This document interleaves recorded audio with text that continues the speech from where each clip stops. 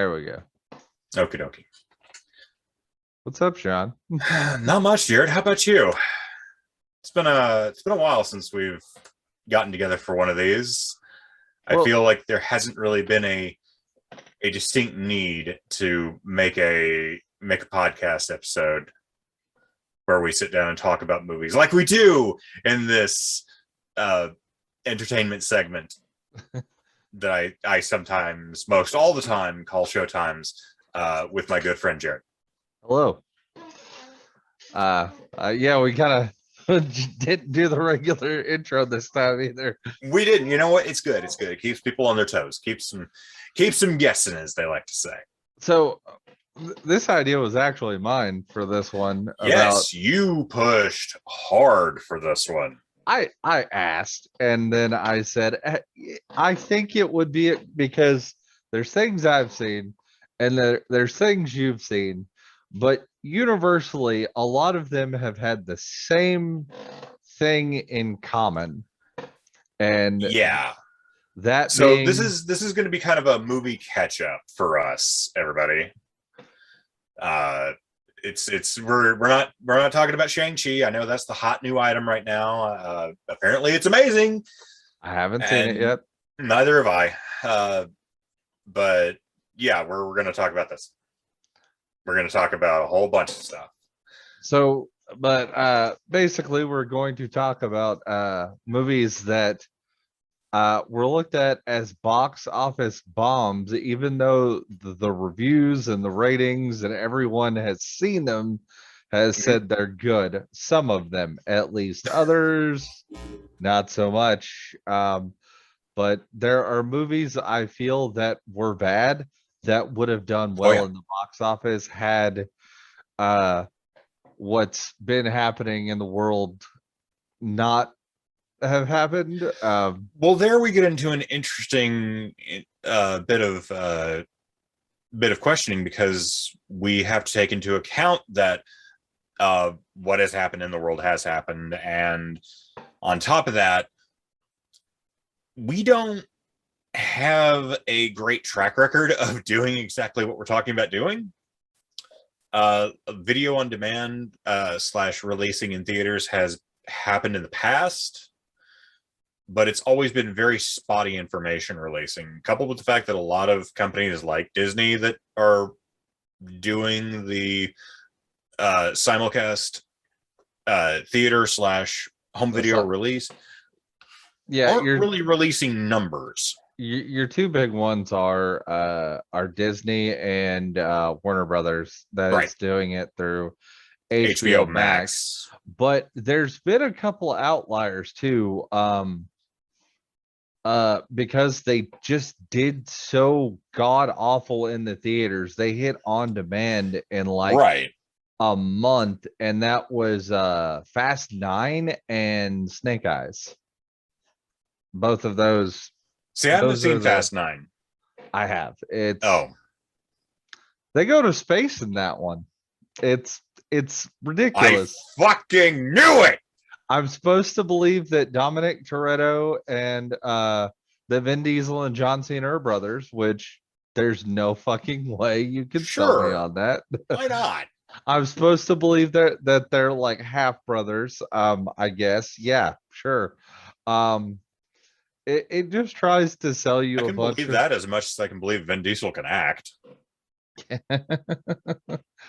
It's just the ridiculous level is like upped this time. Charlize Theron's flying remote planes, and you know the scenes in the movies where the bridge, the old rickety wooden bridge starts collapsing, and they got to make a run and jump for it. Oh yeah, they do that with cars. Sure. I mean, why not? Yeah. So, yeah, it wasn't great. But basically, okay, well, let's make a clear distinction here. There is bad, and then there is fun bad. Yeah.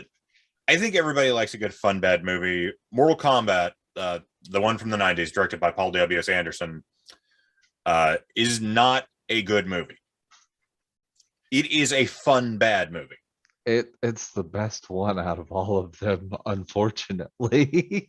Yeah, and that's saying something. Minus like the animated movies that are pretty not terrible. Those could be a little, but. I just watched the new one today, Oh, okay. like the newest new one. But yeah, those are like fun. But see, like you have movies like that have not been good, but then you've had movies that are good that they're saying are still bombing. Like I think the biggest outlier is Suicide Squad. Suicide Squad was great. It was a good movie. It It was a was, very good movie. but apparently they're saying it was awful, like it bombed at the box office because you had a simulcast release because unfortunately the Delta variant happened and numbers Yes. are back up through the roof and people dying left and right. They again, this is where it comes kind of a weird place. Like the Suicide Squad, I can understand why some people didn't like it. There's some stuff in there that it's a choice, and I'm pretty sure it's a studio choice. The Basically, scene that the studio almost didn't let put in the movie is a weird one. I will say that. I was reading an interview, um out of everything where they thought they went too far was the one where it's basically the pissing contest between Peacemaker and Bloodsport where they're walking through the camp yeah. and just killing all those mercenaries that it turns out, oh, these are the good guys. That's where they think the film may have went too far. And they almost pulled that scene. Well, producers are kind of stupid like that. Yeah, I thought it was Foolish great. producers. I thought it was great. It shows that these are still bad people. Oh yeah. At Oh the yeah. end of the day, these are still horrible, horrible individuals Yeah. that are just killing for a living. Some of them are, and then some of them got picked up under really shitty deportation laws and shuffled into a prison system. Oh, let's not get into that. I do love Yeah. how James Gunn was like, all your characters that you love from the first one, we're gonna kill most of them. Yeah. Which I was like, yeah, it's fine. Nobody cares about any of them. There's only one character I knew wasn't going anywhere The most anytime. marketable one. Yeah, Harley Quinn has basically plot armor. Like Yeah. Now I will she, say I enjoyed for the most part her scenes in the movie. Like I didn't think she was a horrible distraction like she was in the first one. yeah, Like this she kind of fit the bill for everybody else who was around. it was definitely the best Margot Robbie as Harley Quinn. Like the Harley Quinn movie was meh. Yeah. It didn't know what it wanted to be. Yeah. Like it was trying to be Harley Quinn, but it was also trying to be a Birds of Prey movie, but the two don't really mesh well together. No, and then they had some really terrible stunt coordination in the meantime. Yeah, and the whole thing with like Cassandra Cain, Orphan, just didn't make any sense either. Because If we start getting into Birds of Prey, we're going to be here for a while longer. But yeah, no, this recording is already going to be long enough. Let's get something right out of the way, right out the bat, right now. Neither of us really know why stuff bombs and why it doesn't. My favorite movie, one of my favorite movies of all time, is a movie where a average schmo in the 1940s straps an experimental rocket to his back, and that movie is an absolute bomb of a movie. they're And remaking that. Have you heard? I'll believe it when I see it. I've heard this kicking around Hollywood for years now. It's like in big reports and they've signed people on, and Disney's fully backing it now. Supposedly, so was the sequel that was talked about. It was like, oh, black women shouldn't be in Rocketeer. I think it is going to be more of a sequel than a remake. I hope it is, honestly. We could talk about that later, maybe. Yeah. We could talk about that later. I But mean, uh, one of as my far as favorite what, movies too is also a cult classic. So, yeah, or, just because something doesn't make boffo bucks at the box office does not equate success. And that's something I think a lot of people get confused on and forget whenever they read these numbers and they see, oh, this movie didn't do very well. It sucks. But then they actually sit down and watch it, and it's like, wow, this is actually a really, really good movie. have you ever seen Boondock Saints? Just watch the first one. The second one, you can skip. You can skip number 2. It's fine. No one will blame you. There's 1 and 2. That's it. Yeah, you can skip number 2. No one will blame you. Number 1's fantastic though, and number 1 is fun. Number 1's a lot of fun. But yeah, long story short, it's really, really hard to understand why something does or does not succeed at the box office. There's a litany of things, and we can talk about them all day, but there's always going to be those 1 or 2 that will break the curve and will do something entirely different. Well, I think as of right now, the reasoning they're given is like Hollywood is blaming it on these simul releases, like Shang-Chi did. Yes. I'm brutalizing that, I know. Shang-Chi did really well, but it did not. It's like the first one to not do the simul release since simul release has been happening. Yes. But we'll probably get it in like a month, 45 days, something like that. Yeah, for all of us who are still trying to be safe and maintain social distance, we'll get it 35 to 45 days out, they said. Yeah, and it's one of those. I mean, Disney hit a clever marketing plan where they were like, we're gonna charge you extra to watch movies, starting with, I think it started with Raya. I want to say Mulan was the first one they did it with. Mulan was the first. Raya was the second. Raya was really good though. Still have yet to see it. It's really good. Then that's what I hear. Cruella, Black Widow. Yeah. Jungle Cruise. Okay. I think that's the list as of right now. Jungle Cruise was fun. Jungle Cruise was very Pirates 1-esque. I've heard very mixed reviews. I might have to sit down and watch it. I enjoyed it. It was very Pirates 1. It reminded me of Pirates 1. Right. But I'm terrified because it was wrapped up in a nice little bow and had a fun ending. And now they're saying they're going to make a sequel. And I'm like, oh, crap, it's Pirates all over again. Just like they did with Pirates of the Caribbean. Exactly. It's Pirates all over again. And I'm terrified. I like the first one. I don't want a sequel. I think it was fun. And then there are movies that weren't fun, like Snake Eyes. Oh, let's talk about Snake Eyes.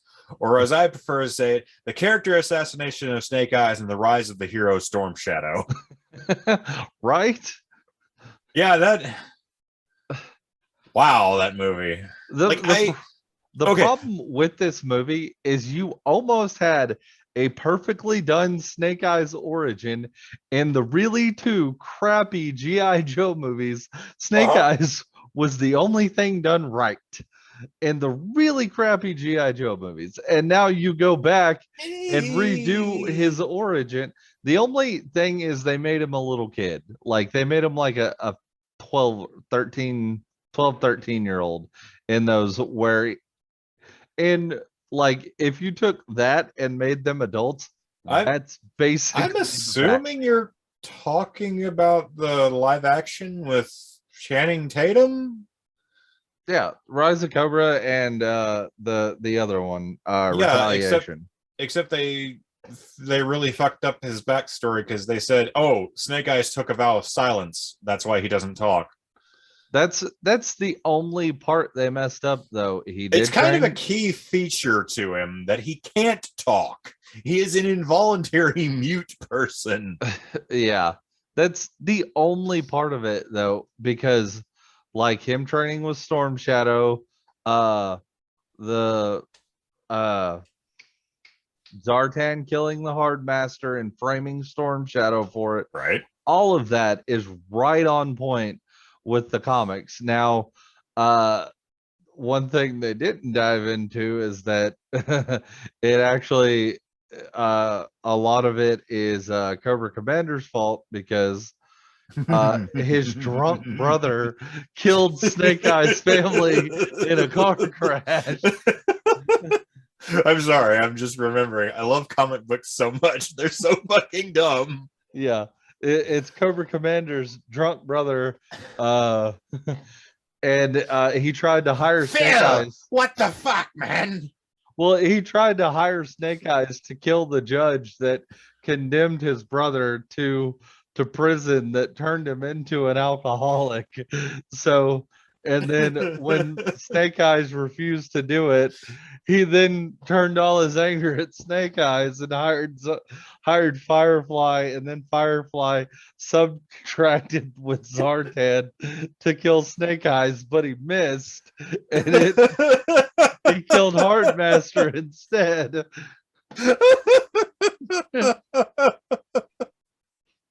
And that's why Storm Shadow left the Aragakashi.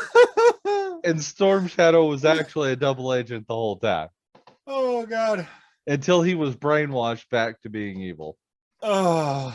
That's Snake Eyes origins. Yeah, there you go. There's Snake Eyes' long, very round, very confusing origins. Guess what? It still makes more sense than this motherfucking movie we got. God, does it ever? How he is somehow gone his entire life with no name, no birth certificate, no social security card. He's wandered and fought his entire life. Can we just point this out? Snake Eyes' dad should never have been a Joe because apparently he's a psychopath who wants all bad things to happen for his child. Because he lives entirely off the grid, didn't give him a social security or birth certificate, so there's zero way he's ever going to get a job. Unless he just is working side gigs for the rest of his life in the underground. That's exactly what he did. Yeah.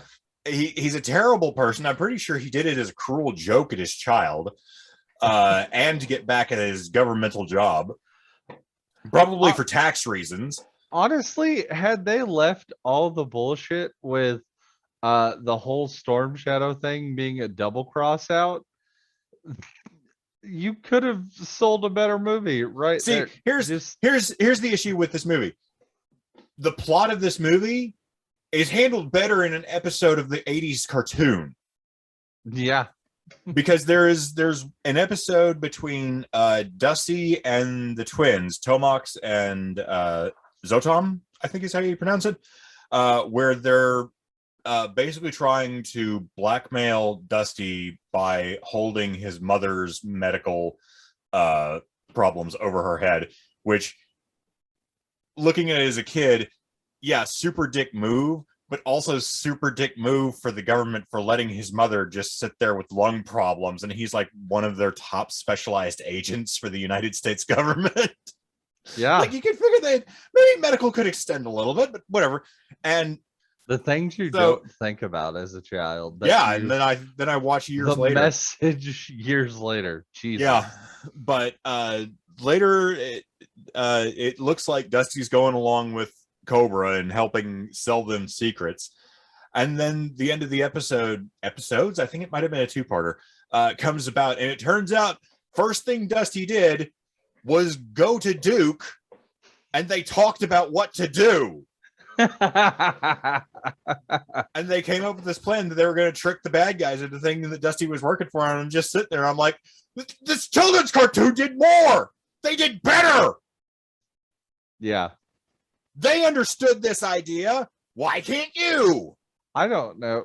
I don't know why Hasbro can't make a good movie, because they made the shit out of those end credits, though. Did you stick around and watch that shit?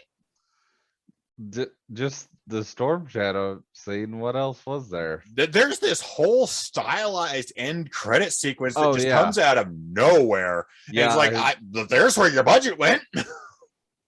that and on the suit we got to see for 10 seconds. We didn't see him lose his voice. Nope. We didn't see the helicopter crash. Nope. We didn't see the start of his romance with Helicopter Scarlett. crash. You think they could start a helicopter crash in this movie? Are you insane? The plane could have crashed on the way home. It could have.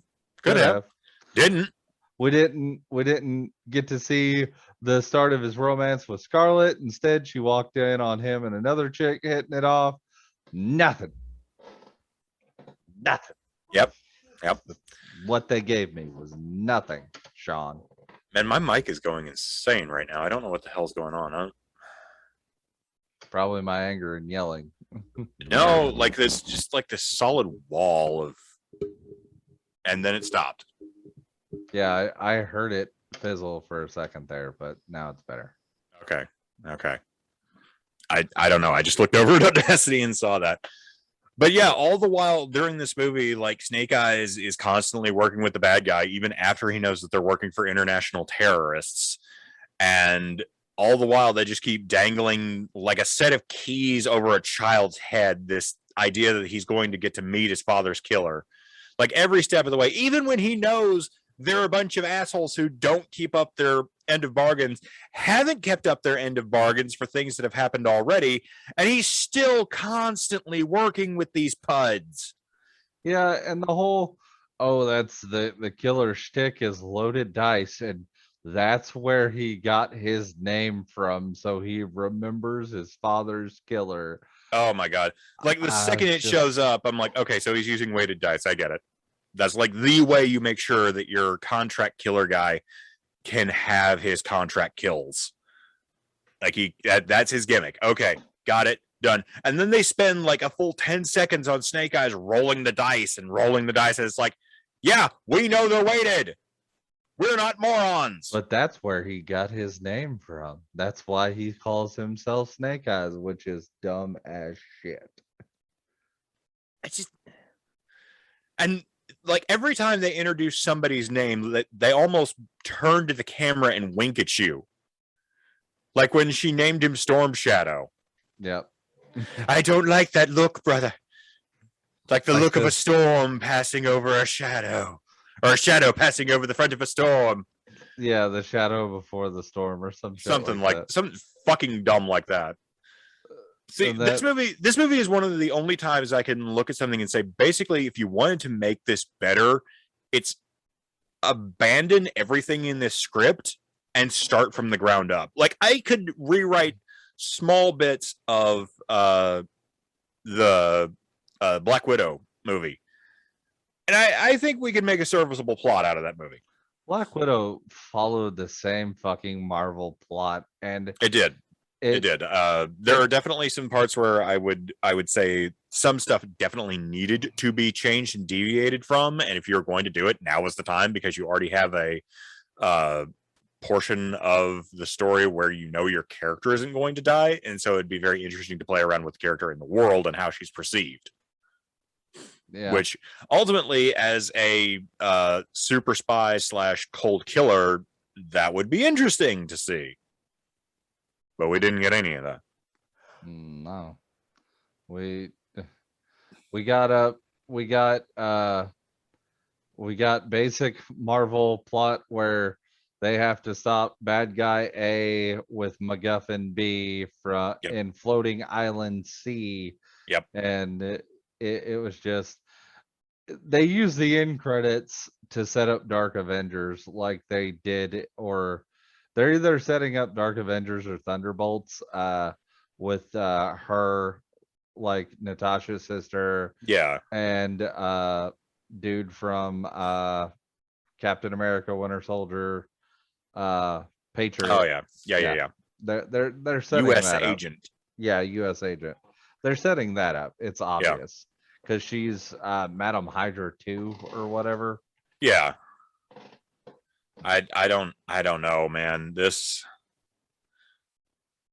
Whoo, And now that movie fucking was. ScarJo is suing because of the release. Well, So this is something that I think is the more interesting aspect of the direct to video slash in theater simulcast release, because a lot of actors have it built into their contract that they'll receive X amount of profits from the box office, because initially that is how the movie was distributed. They'll take a pay cut to be in a set of movies in exchange for more later, once all of those get tallied up and received. yeah. By But effectively cutting a huge chunk of that out, you are effing over your stars. now I do agree that I think some things should have been reworked because this movie was already done and supposed to release like a year ago, Yeah, if not longer, and it was just one of those that yeah, COVID hit and they should have renegotiated some stuff in there. Like I'm assuming the later movies have renegotiated or they reworked the contracts. they probably But have now. But if she hadn't raised a fuss about it, I don't think they would have. the first person to say something was actually Mark Wahlberg. Yeah, but nobody listens to Mark Wahlberg. He still thought that using the R slur was totally okay, or the F Well, slur. That was fine.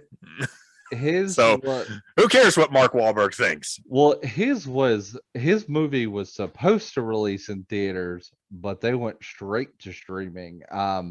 That Infinite movie, which I don't know. it wasn't great. It was meh. It was Oh, a meh Mark there, Wahlberg there's a action film. reason. There's a reason most of Mark Wahlberg movies go straight to stream. It was a meh Mark Wahlberg movie. That's all you can really say about it. So Yeah. Uh, I think I've talked about all the theater to theater slash streaming movies I've seen that I can speak on, and well, like the there's the we can sit here and debate as to whether or not they would have made more, but the by and large consensus is that the good stuff that they have released that is going to be streaming versus theaters has done okay at the box office. there's one like super outlier though, and it's the strangest movie that no one expected. It broke records. And that was Demon Slayer. I don't It know what this movie is. uh it is the movie that is following up season 1 of an anime, Demon Slayer Mugen Train.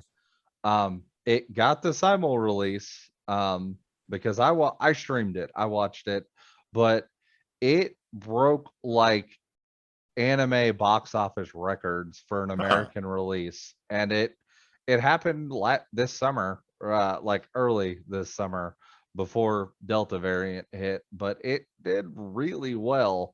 So it's just one of those. It's like I think it beat Mortal Kombat or Godzilla versus Kong. It beat one of Right. those two. Its release weekend, like it it stood out. It was different. No Huh. one was expecting it. Well, I think that should honestly be your biggest takeaway for the people, like 5 people who watch this. Uh, is you really don't hedge your bets on what the box office says, because there will always be an outlier. Uh, and this is something I wish Hollywood would take into account more, is a good movie will get word of mouth spread about it, and it will get spread around. It will get talked about, and it will get seen. Now, whether or not that is through the most traditional of means is always up for debate. And That's true. like, they do need to renegotiate how movies get released. Like, doing them via the old method and the contracts there, that needs a reworking. That's needed a reworking for basically the entirety of my life. Because something like what we've had happen has been in the wings as a possibility for a long, long time. And in my as we have proven, opinion, it came close to being a death blow for the theater industry. Yes, it came close to being a death blow for a lot of industries, and that should have been a wake-up call, but it wasn't. And like theaters and a lot of other industries need to change with the times they are in, and they need to be able to be adaptive to times to come. And from what we've seen, neither of those is really happening. No, not at all. So I don't know. Big downer ending. Yay. Bum, bum. Yeah, so long story short, we don't know why some movies bomb at the box office and why some don't. We just know that the ones that are really bad often don't get a lot of great talk about, and that's why nobody goes to see them. Yeah. Unless you're Michael Bay, in which case they make $1 billion and then nobody talks about them again.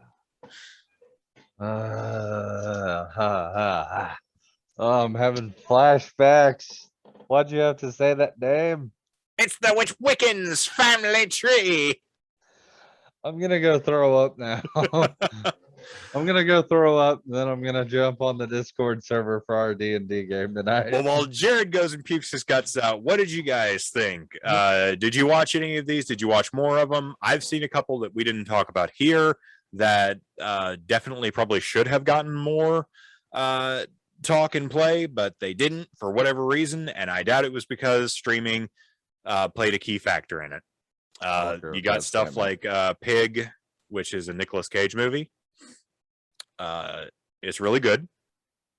Doesn't get a lot of talk, but I don't think that it going to streaming hurt it at all. As a matter of fact, it probably helped it a great deal. I'm waiting for the Green Knight to come to streaming because I heard it's really good, but it got I got to see it. It's super good. It's super good. But sound off in the comments below. Did you see anything that you thought should have gotten more praise than it did? And if so, leave a little message down below in the doodly-doo, and we will see you back here next time, everybody. Yep. Later, guys. Laters.